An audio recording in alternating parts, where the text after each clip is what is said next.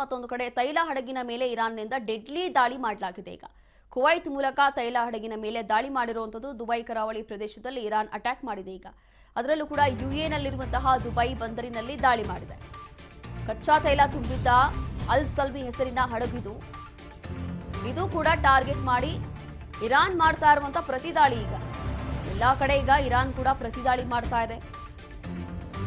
ತೈಲ ಹಡಗಿನ ಮೇಲೆಯೂ ಕೂಡ ಇರಾನ್ ಡೆಡ್ಲಿ ಅಟ್ಯಾಕ್ ಮಾಡಿದೆ. ಈಗ ಕುವೈತ್ ಮೂಲದ ತೈಲ ಹಡಗಿದು, ಇದರ ಮೇಲೆ ಇರಾನ್ ಮಾಡಿರುವಂತಹ ದಾಳಿ.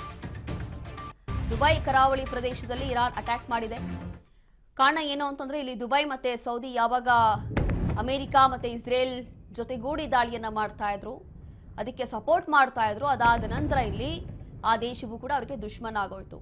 ಹಾಗಾಗಿ ಇಲ್ಲಿ ಪ್ರತಿ ಬಾರಿ ಇಂಥ ಒಂದು ಸೇನಾ ನೆಲೆಗಳು ಅಥವಾ ಅಲ್ಲಿರುವಂತಹ ಬಂದರು, ಕಚ್ಚಾ ತೈಲ ತುಂಬಿರುವಂತಹ ಹಡಗುಗಳು, ಇಲ್ಲಿ ಇಂಥದನ್ನೇ ಟಾರ್ಗೆಟ್ ಮಾಡಿ ಇರಾನ್ ಕೂಡ ಮಾಡ್ತಾ ಇರುವಂತಹ ಪ್ರತಿದಾಳಿ ಇದು. ತೈಲ ಹಡಗಿನ ಮೇಲೆ ಇರಾನ್ನಿಂದ ಈಗ ಡೆಡ್ಲಿ ಅಟ್ಯಾಕ್ಗಳನ್ನ ಮಾಡಲಾಗ್ತಾ ಇದೆ.